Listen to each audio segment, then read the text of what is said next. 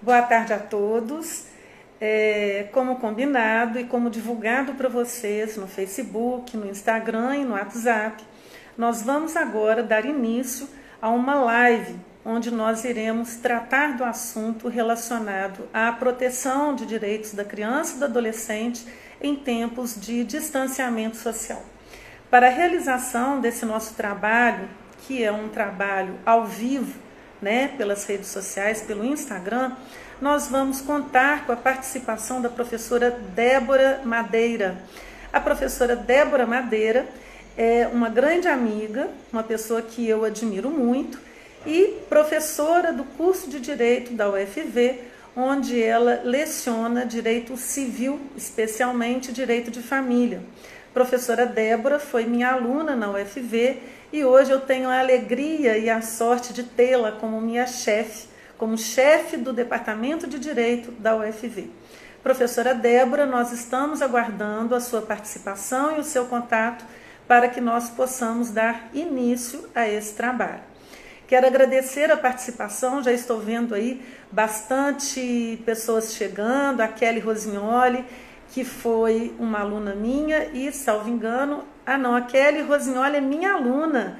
A Kelly Rosignoli é minha aluna aqui em Ubá, Isabela também entrou e a professora Débora Madeira entrou. Eu peço, professora Débora, que você peça aí para entrar no vídeo para que eu possa te receber, ok? Vou fazer uma apresentação inicial, Meu nome é Luciene Rinaldi Colli. E enquanto professora de cursos superiores universitários, tanto da Universidade Federal de Viçosa quanto aqui do Unifagoc, eu trabalho com o direito da criança e do adolescente. Também trabalho com o direito processual penal, onde eu sou coordenadora das disciplinas de processo penal em ambas instituições. E trabalho com o direito da criança e do adolescente. Temos um projeto de extensão já em atividade há 20 anos que trabalha com os conselhos tutelares. Pois bem, no conselho tutelar nós temos a oportunidade de ter contato diuturno com as questões relacionadas a direitos de crianças e adolescentes e as violações de direitos de criança e adolescente. A professora Débora está me perguntando aqui como que ela faz para entrar. Tem que pedir acesso, professora. Vai chegar uma mensagem aí para a senhora. Dá uma olhada. Eu vou te chamar de você, afinal de contas você foi minha aluna e minha chefe hoje, mas eu vou te chamar de você. Eu vou pedir que os meus ouvintes aí me ajudem a orientar a professora Débora a entrar. Ela vem uma autorização aí no Insta, Débora, para que você tenha acesso ao vídeo, ok? Tenta achar isso aí. Eu vou ver se eu consigo também fazer com que você tenha acesso. Bom, mas aí vamos lá, enquanto a professora Débora não entra. A proposta da nossa live de hoje, do nosso trabalho de hoje, é justamente trazer para vocês algumas informações, inclusive uma importante recomendação conjunta entre o Ministério da Justiça e o Ministério de Defesa dos Direitos da Criança, da Mulher e da Criança, e dos adolescentes. Uma resolução conjunta que saiu agora no dia 16 de abril para que nós pudéssemos ter um norte acerca das medidas de proteção e acolhimento a crianças e adolescentes. Então, eu estou precisando de ajuda para ver se a professora Débora entra. Quem puder me mandar uma mensagem aqui para a professora Débora entrar no vídeo.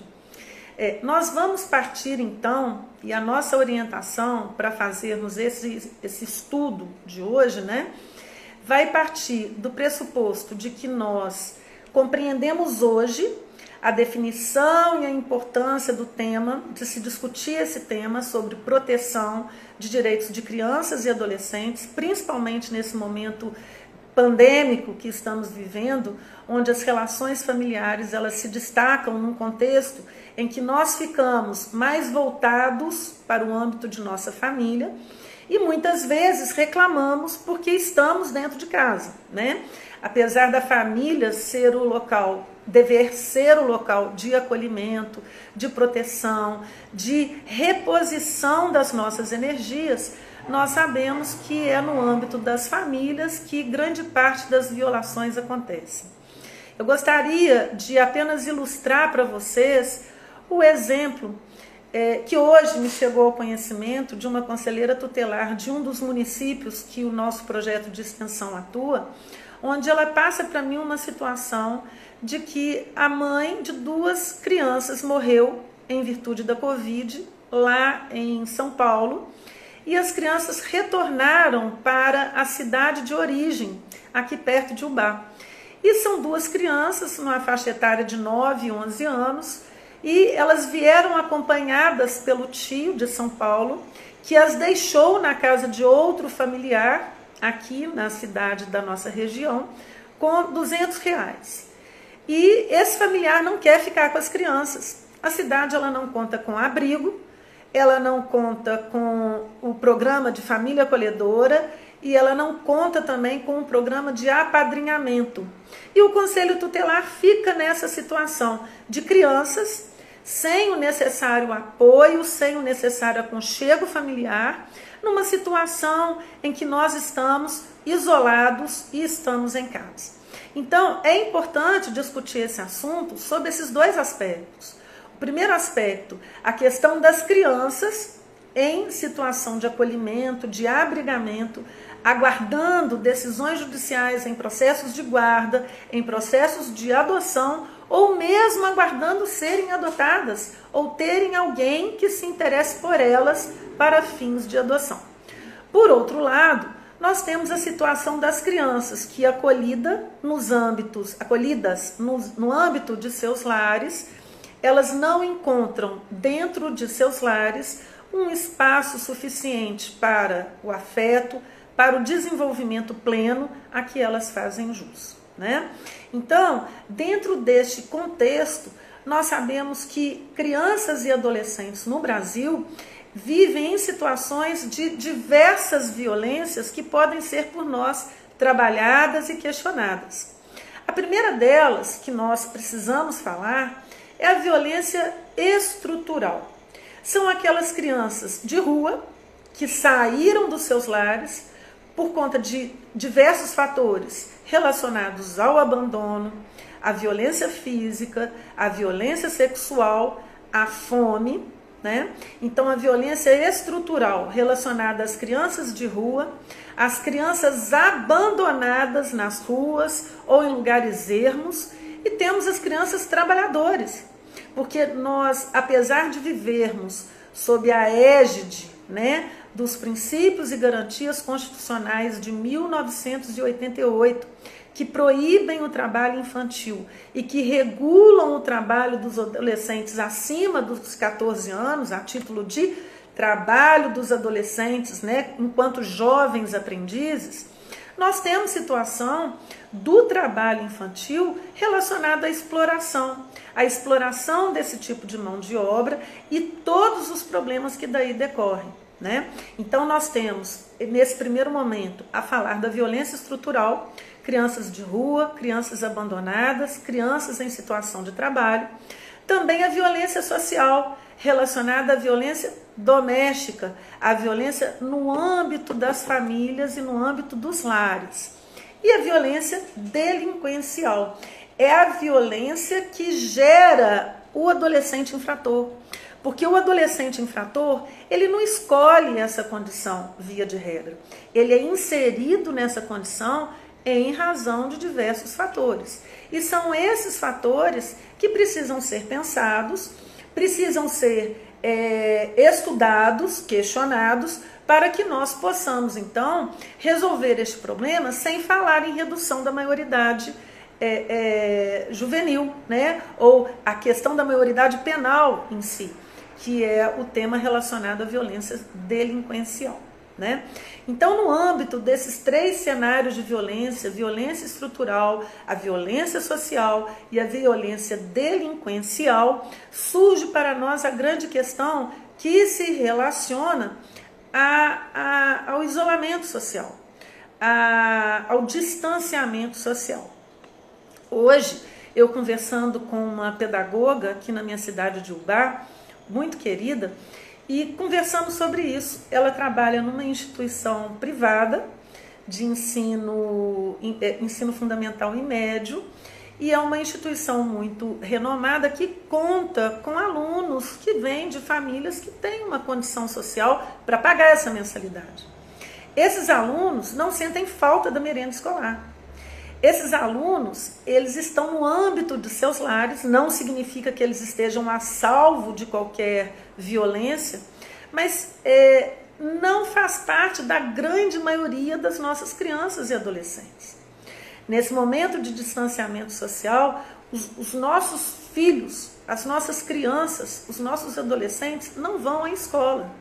E as crianças que pertencem à grande camada pobre da nossa população brasileira são as crianças que não estão indo à escola, que não estão gozando da merenda infantil, ou que, se estão recebendo o benefício estabelecido pelo Estado ou as cestas básicas, não estão tendo o apoio de seus professores, que vão identificar diversas lesões, né? Sabemos que a violência doméstica contra crianças, na verdade, ela é recorrente, independentemente da classe social.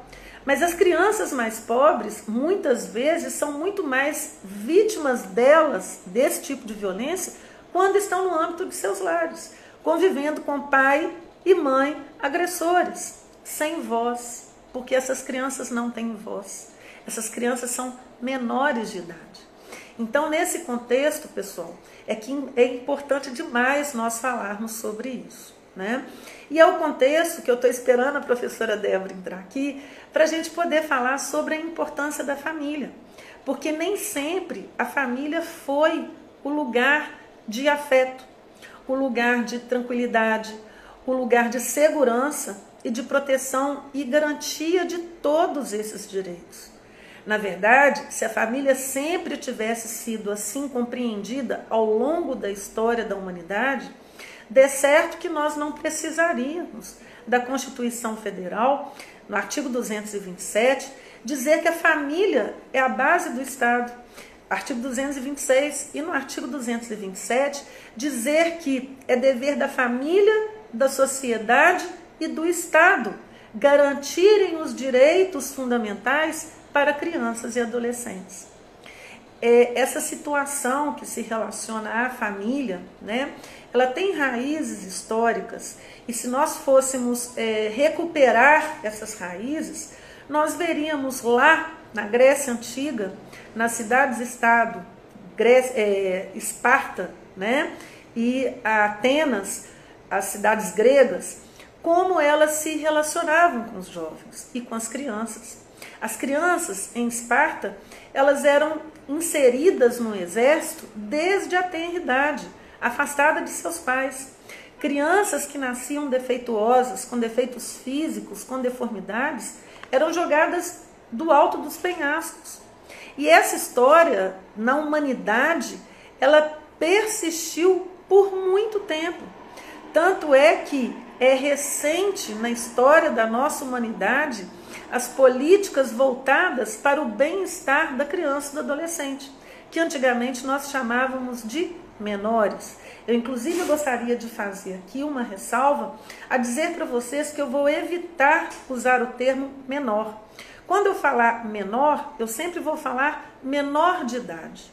Nunca vou falar apenas menor. Ou então falarei criança e adolescente. Isso porque, gente, também é importante destacar para vocês e aos meus alunos do direito da criança e do adolescente, eu sempre deixo muito claro que hoje o que vigora para nós, após a Convenção Internacional dos Direitos da Criança, após a Constituição Federal de 88 e após o Estatuto da Criança e do Adolescente, os menores saíram da denominada doutrina da situação irregular, que se preocupava com os menores abandonados e com os menores delinquentes, e passaram então a serem acolhidos por uma doutrina trazida pela Constituição Federal, compreendida como a doutrina da proteção integral. Então, de uma doutrina da situação irregular, onde crianças e adolescentes em situação irregular de abandono ou de delinquência eram separados da sociedade, sem vínculo familiar, e eram inseridos em instituições correcionais, elas passam agora a ser acolhidas por uma legislação que lhes confere direitos prioritários, como conferidos a todo ser humano, como o direito à vida, o direito à liberdade, o direito à saúde, à escolarização e à profissionalização. Então, é importante que nós reflitamos sobre essa condição hoje, que a Constituição Federal, os organismos internacionais, né, e o nosso Estatuto da Criança e do Adolescente situam hoje crianças e adolescentes. Então, sob essa ótica, nós vamos falar da necessidade da criança e do adolescente encontrarem no seio de suas famílias o devido lugar de acolhimento, de afeto e de proteção, certo? Porque num primeiro momento, colocado mesmo pela Constituição Federal, é a família que deverá garantir os direitos humanos que são conferidos a crianças e aos adolescentes, ok? Bom, é importante falar, antes de nós falarmos especificamente dessa resolução conjunta que veio à tona agora no mês de abril para fins de proteção de crianças e adolescentes em situação de abrigamento, nós falarmos um pouco sobre a família, né? E das violências que acontecem no âmbito da família. Eu gostaria de trazer para vocês à tona um caso que ficou muito famoso nos Estados Unidos no século XIX, conhecido como o caso da Mary Ellen. Mary Ellen era uma criança que era vítima de agressões reiteradas e constantes no âmbito de seu lar. Ela havia ficado órfã, foi acolhida pelos avós e por tios, e Mary Ellen não era vista pela vizinhança. Apenas os seus gritos e seus lamentos de dor eram ouvidos pela vizinhança. Essa situação, no século XIX, nos idos de 1860, quando se deu, ela teve grande repercussão nos Estados Unidos, porque nós podemos dizer que Mary Ellen foi, na verdade, uma grande mártir que levou à elaboração de normas de proteção às crianças aqui na América. Nós temos que refletir que no Brasil, somente em 1916, com a entrada em vigor do nosso Código Civil, é que nós tivemos um ordenamento jurídico que pensou, que protegeu e que garantiu direitos aos menores de idade naquela época, né? Mas com várias questões que hoje já não são mais recepcionadas, tanto que o Código Civil de 1916 sofreu alteração em 2002, vindo a entrar em vigor um novo Código Civil em 2003, totalmente reformulado e já adequando as normas do Estatuto da Criança e do Adolescente e da Constituição Federal. Pois bem, Mary Ellen foi salva pelos vizinhos depois de muito tempo. Mary Ellen, ela se tornou uma mártir nessa situação toda de violência, porque ela conseguiu ser salva através de uma ordem judicial que determinou que ela fosse resgatada no âmbito de sua família.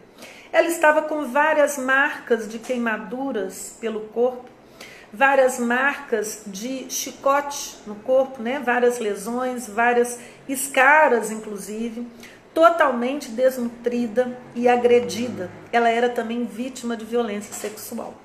Mary Ellen teve a oportunidade de falar sobre a sua vida passada.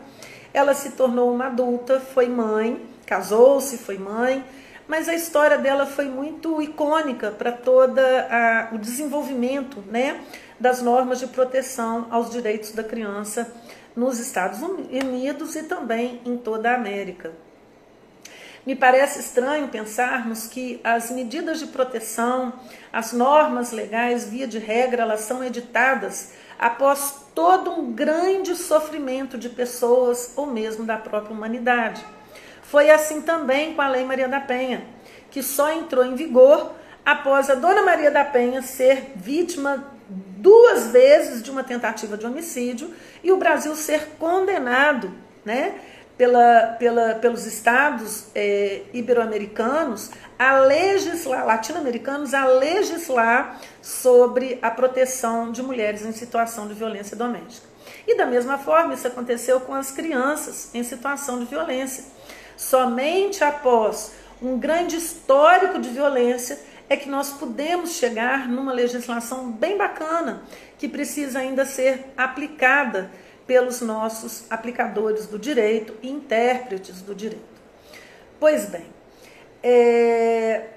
também a história de Mary Ellen nos remete, né, à síndrome da criança espancada. E nesse aspecto, a síndrome da criança espancada, que é tratada por psicanalistas, psiquiatras e psicólogos de todo o mundo, né? E em toda a literatura médica se fala, quando se trabalha com a questão da violência contra crianças, se trabalha com essa questão relacionada à síndrome da criança espancada. A criança, como eu disse para vocês, ela não tem voz no âmbito dos seus lares quando ela é vítima de violência. Muitas vezes a violência ela vai se traduzir em marcas físicas e em sequelas psicológicas que nós identificamos no ambiente escolar. São as tias do ensino fundamental que muitas vezes identificam lesões no corpo nos corpos, né, de crianças relacionadas ao espancamento. São lesões que, via de regra, atingem o globo ocular, que atingem os ouvidos, que atingem os maxilares, as costelas, atingem o fêmur de crianças. Crianças que são jogadas com violência no chão, crianças que são esmurradas, crianças que são queimadas com ferro quente, com panela, com a palma das mãos queimadas nas trempes dos fogões. Crianças que são vítimas de sevícias, de violências físicas de toda a ordem. E neste contexto, num contexto de distanciamento social, quando as crianças não encontram essa voz no ensino, na escola, com seus tios, com as suas tias, com seus professores, é que se faz mais necessário que nós possamos dar esse tipo de acolhimento às crianças, para que as crianças, os agentes de saúde, né? E aí eu incluo enfermeiros, eu incluo médicos, eu incluo pessoas que fazem um atendimento emergencial junto ao SAMU, junto ao Corpo de Bombeiros, para que sejam identificadas essas lesões. E que essas lesões, além de serem tratadas e cuidadas e essas crianças sejam levadas a tratamento médico, que elas possam ser comunicadas à Polícia Civil ou à Polícia Militar, que será um ambiente necessário e suficiente para dar guarida, para tomar providências, para que essas crianças sejam, além de acolhidas, que os seus violadores, na verdade, ou violentadores, sejam devidamente punidos e reprimidos, ok? Então, neste contexto, né, que nós sabemos que o judiciário ele não está funcionando de acordo com a sua rotina normal e também o Ministério Público, mas eles estão trabalhando em regime de plantão.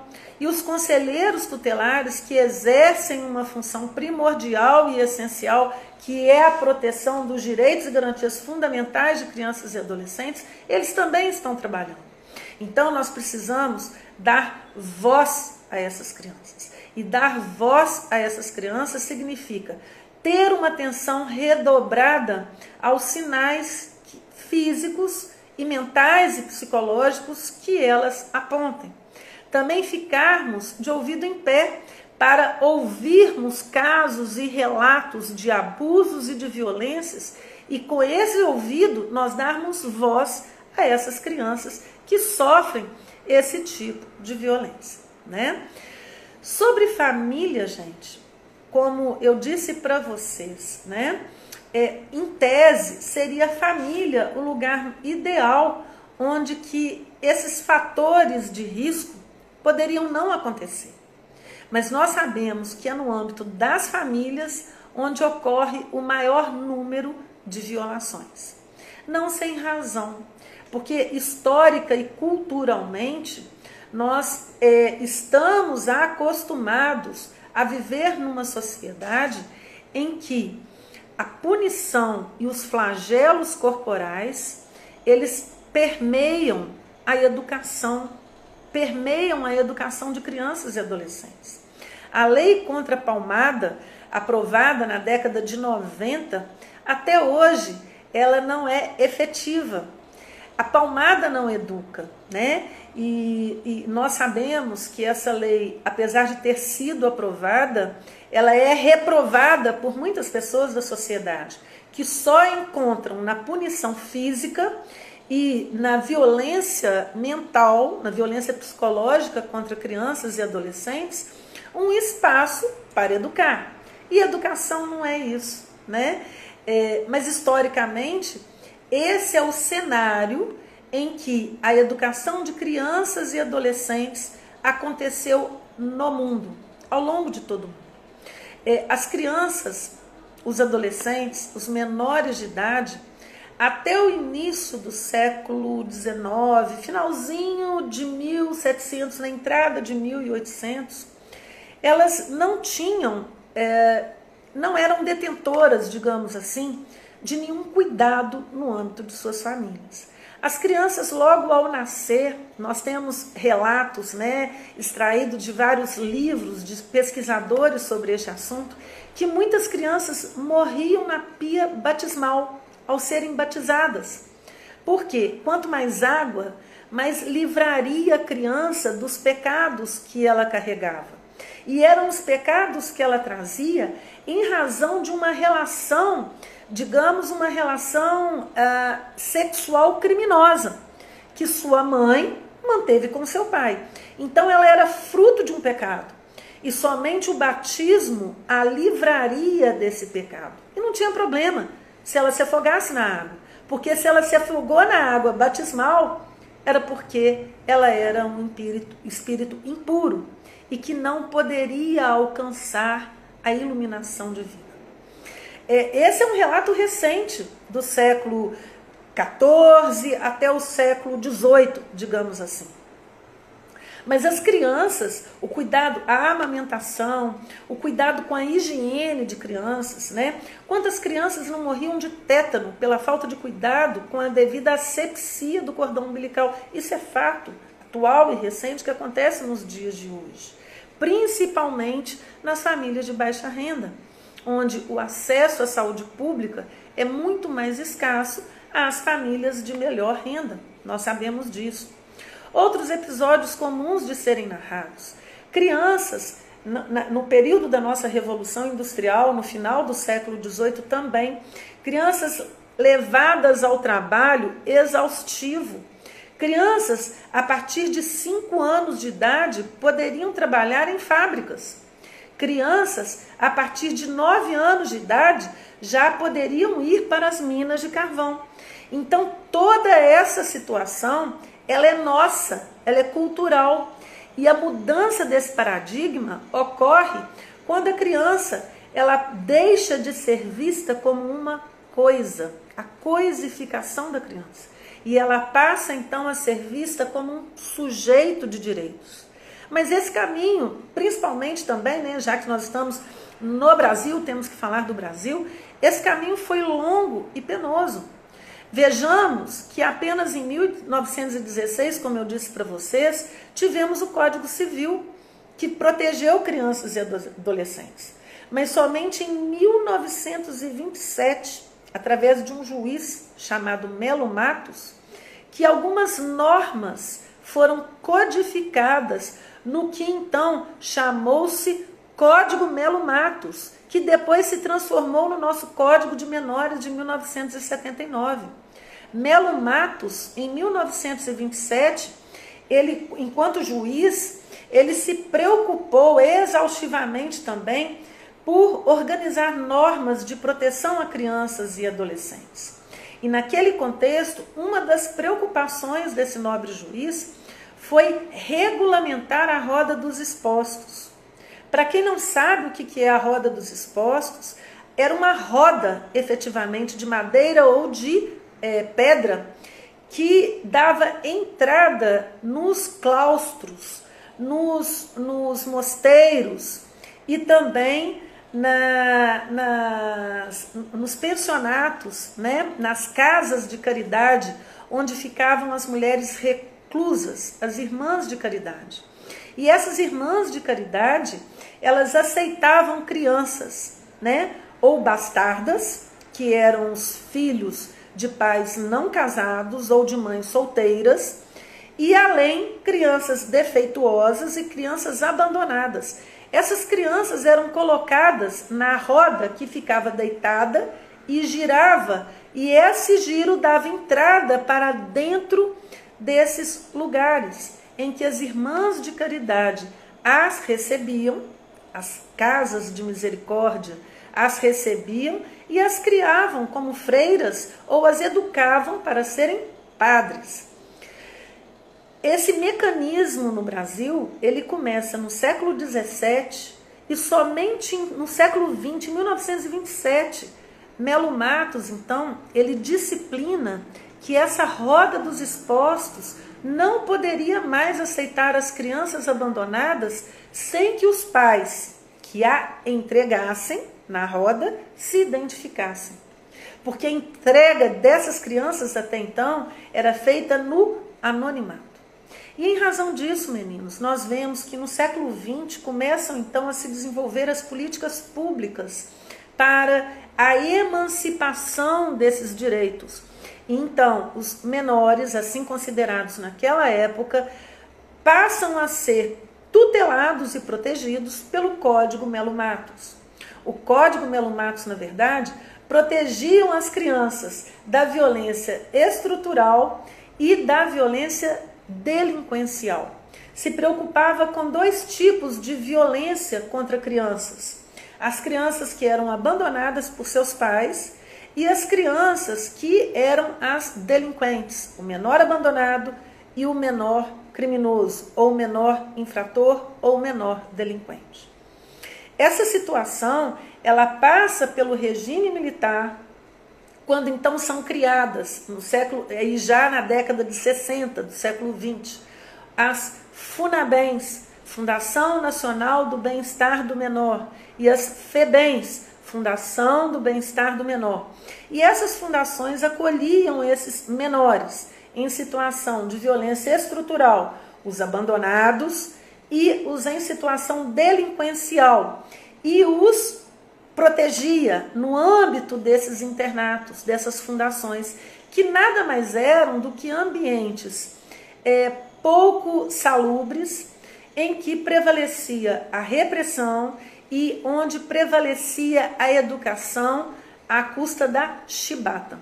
Pois bem, vencido o período ditatorial, com a entrada em vigor do Estatuto da Criança e do Adolescente de 1990, as FEBENs e as FUNABENs então são extintas e são criados então os Centros de Educação de Crianças e Adolescentes. Na verdade, de adolescentes, porque crianças, elas são acolhidas em abrigos, né? Ou colocadas para adoção. Como os adolescentes como existe pouca demanda para a adoção de adolescentes ou de crianças já um pouco mais velhas, né, na sua faixa etária de 9, 10, 11 anos, nós vemos que essa situação dos adolescentes também migra para o acolhimento ou para a delinquência, quando então eles vão para a rua e na rua eles se imiscuem junto a uma série de criminosos e participam de uma série de criminalidade. E aí, nesse contexto, essa violência delinquencial, ela vira um círculo sem fim, né? Porque eles vão para os centros educacionais previstos no Estatuto da Criança e do Adolescente para acolher os adolescentes infratores e para socializá-los através das medidas chamadas de medidas socioeducativas. Mas sabemos que esses centros de educação, de internação, eles também não funcionam. Por quê, gente? Porque é a família que é a base do Estado.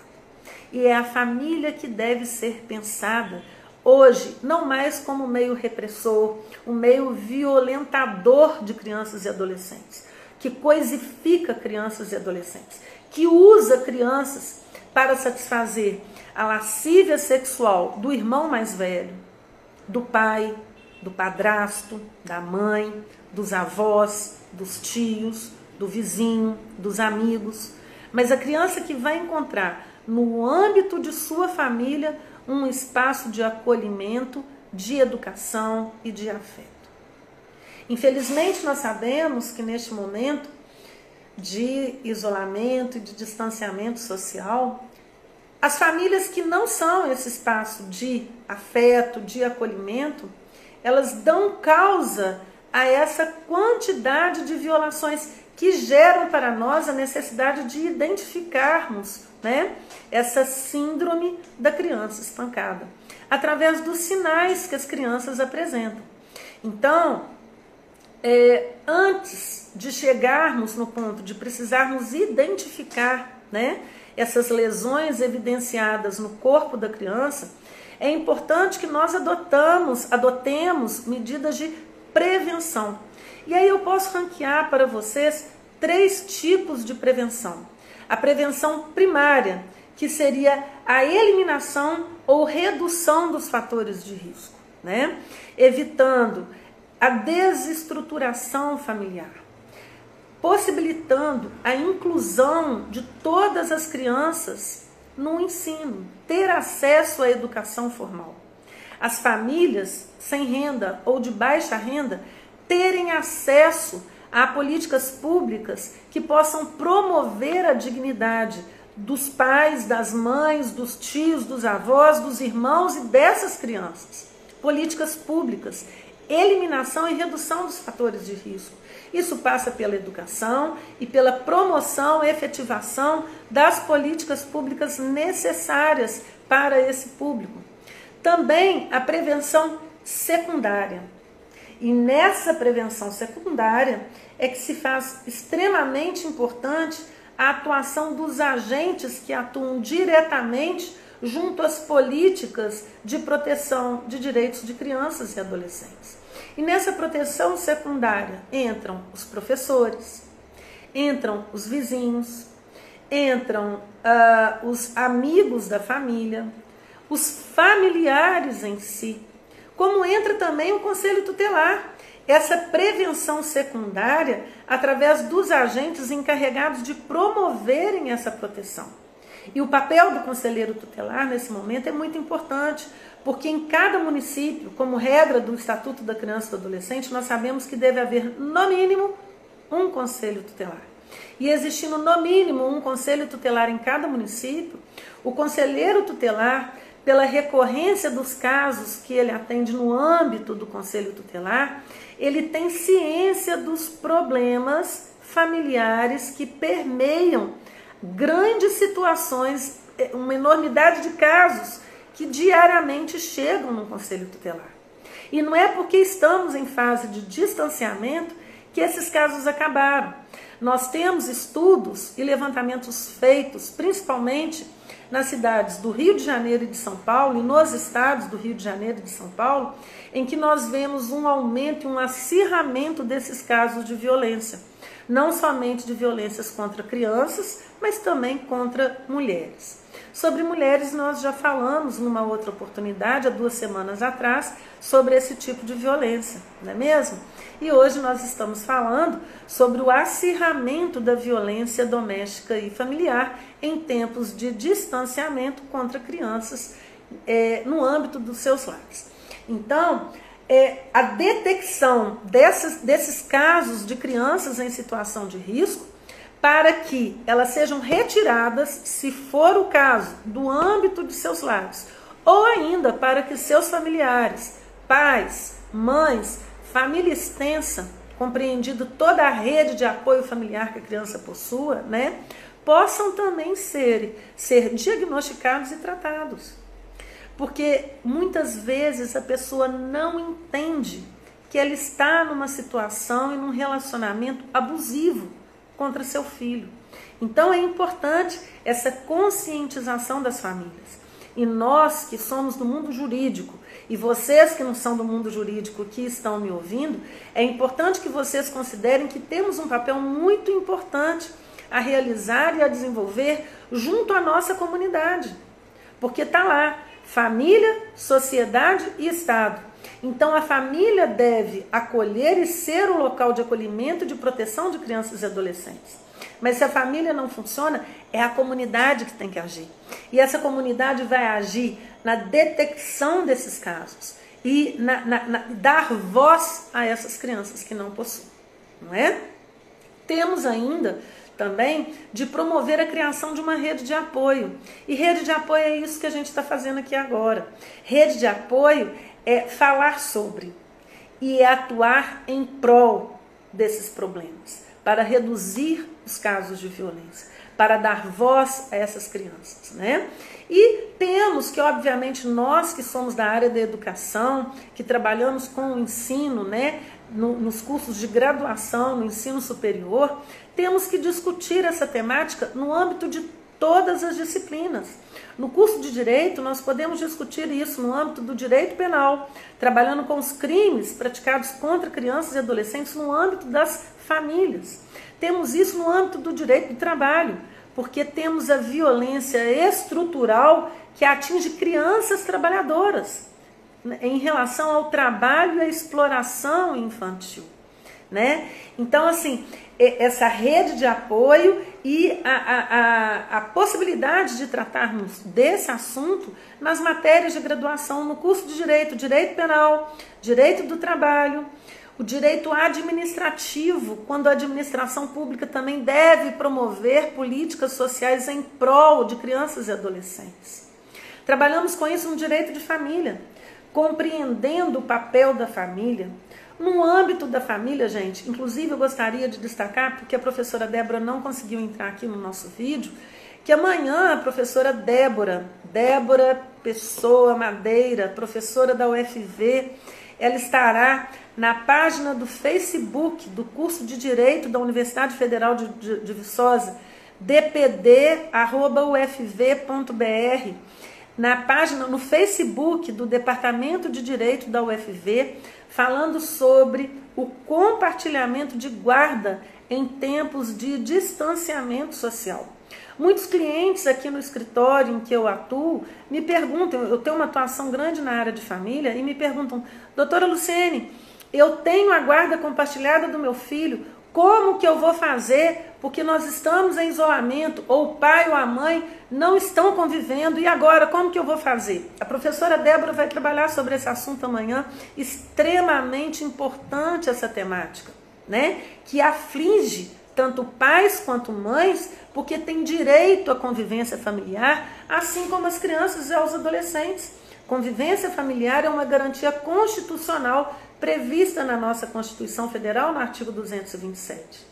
E em tempos de distanciamento social, como que nós vamos trabalhar com essa mobilidade necessária para que haja o compartilhamento da guarda? Ou essas cláusulas ficarão suspensas, né?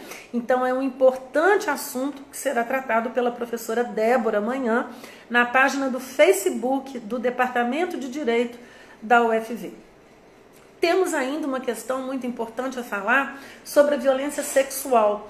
Gente, a violência sexual é das mais difíceis de serem detectadas ou diagnosticadas.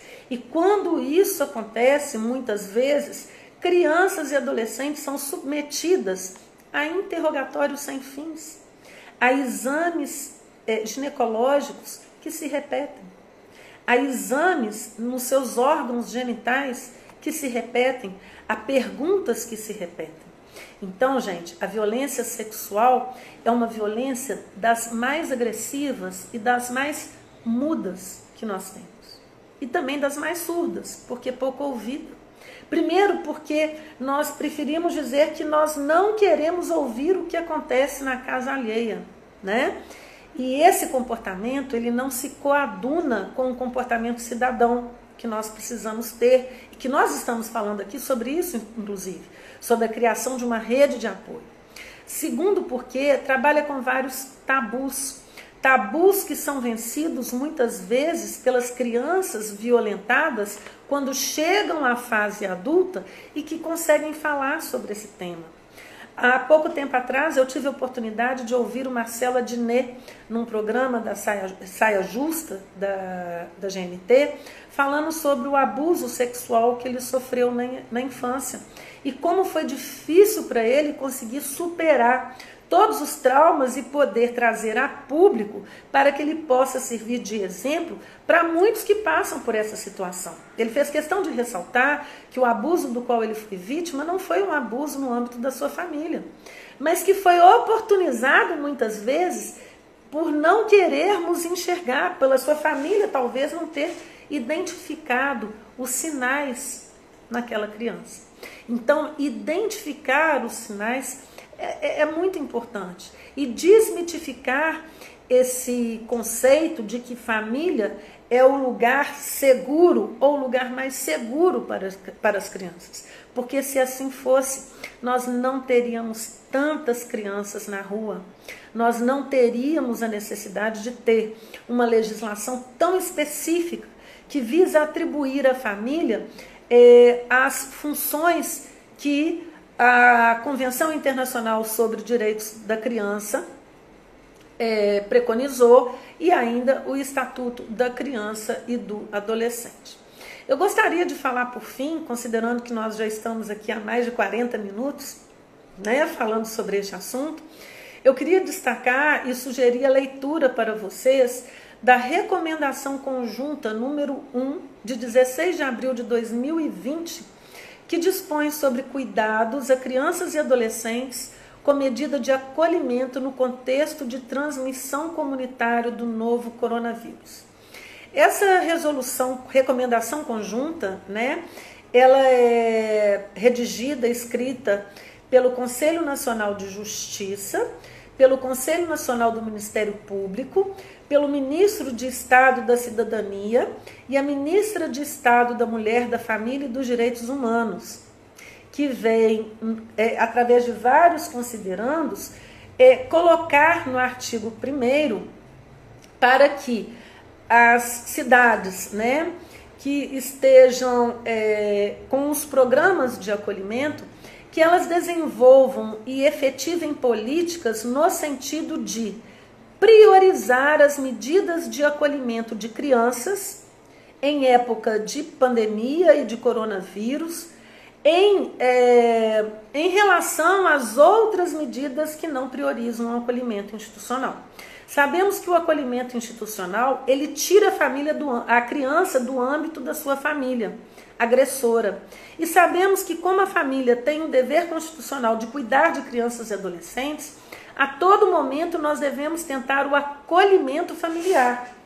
Vamos lembrar dessa situação do exemplo que inaugurou a nossa conversa aqui, onde 2 crianças perderam a mãe por Covid na cidade de São Paulo, vieram aqui para a nossa região, numa cidade do interior, trazidas pelo tio, e o tio as entregou para um outro familiar que não quer ficar com elas. A cidade não tem programa de acolhimento, não tem programa de família acolhedora, de apadrinhamento e não tem abrigos, ok?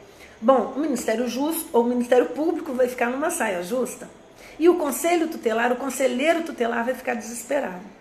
Essa recomendação conjunta do Ministério Público, Ministério da Justiça e as demais secretarias envolvidas com essa resolução, elas vêm justamente priorizar a medida de acolhimento.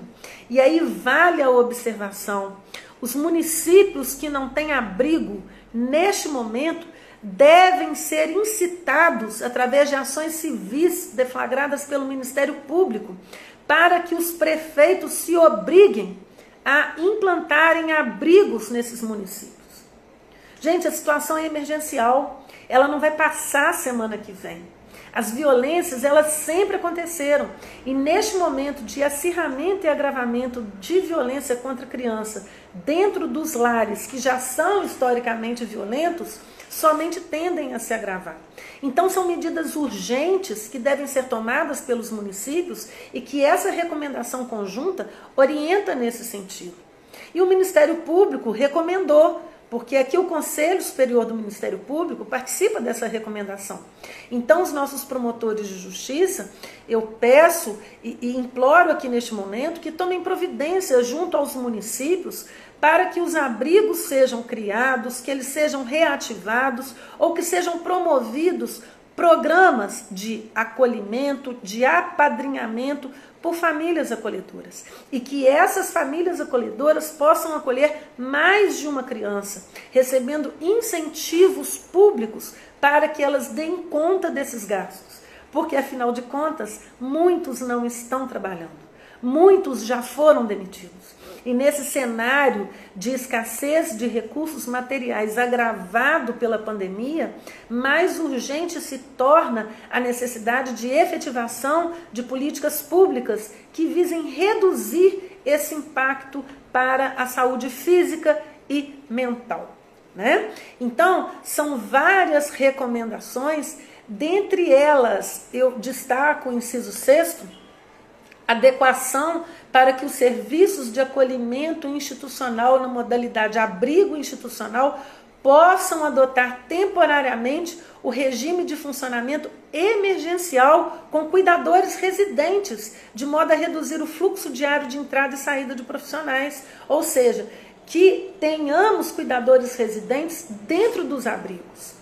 Inclusive o 6, adaptação do espaço físico e reorganização do serviço de acolhimento institucional para possibilitar o atendimento em subgrupos de até 10 crianças ou adolescentes, priorizando o funcionamento emergencial com cuidadores residentes. E isso não vai ser feito espontaneamente pelos municípios. É importante que o Conselho Tutelar atue, é importante que o Ministério Público atue, é importante que as defensorias públicas atuem no sentido de exigirem a implantação das recomendações contidas nessa recomendação conjunta do dia 16 de abril de 2020, né? Bom, nós então falamos aqui breve e rapidamente sobre toda essa situação que afeta crianças e adolescentes em tempo de distanciamento social, que possam estar sendo vítimas nesse momento de violências das mais diversas ordens: violência física, violência sexual, violência psicológica, violência moral. E eu gostaria de destacar, por fim, para todos vocês, que nunca uma violência vem de forma isolada. A violência sexual, ela sempre vem acompanhada de violência física e de violência psicológica. A violência física, via de regra, ela sempre vem acompanhada de violência psicológica. Então, essas violências, elas acontecem dentro de um grande e complexo contexto. E nós só poderemos ter uma sociedade justa, igualitária e solidária se nós já começarmos imediatamente a pensar qual é a melhor forma de proteger crianças e adolescentes. Com tudo isso, pessoal, eu gostaria de encerrar essa live agradecendo a participação de todos vocês, ciente de que este horário pode não ter sido propício para muitos dos meus alunos que me assistem, tanto na Universidade Federal de Viçosa, quanto na Unifagoc, duas instituições do meu coração, que eu gravarei essa live e disponibilizarei o link para que todos tenham acesso dentro dos respectivos sistemas de gestão acadêmica, ok? Dentro do SIGA, do Unifagoc, e dentro do Sapiens, da UFV. Eu quero agradecer muito a participação de todos vocês, me desculpar aqui publicamente com a professora Débora, que não conseguimos fazer o contato para que ela pudesse estar participando conosco, e dizer a todos vocês que eu estarei aqui no Instagram e também no meu e-mail, lcolli@ufv.br, lcolli@ufv.br, e no meu e-mail pessoal, lucienecoli, com 2 L's, @gmail.com. Grande abraço para vocês. Aqui no Instagram também, se tiverem dúvidas, eu estarei à disposição de todos vocês. Grande abraço, fiquem com Deus e tenham consciência e atitude, como eu tenho tentado ter a todo momento. Muito obrigada a todos vocês, fiquem com Deus e até a próxima.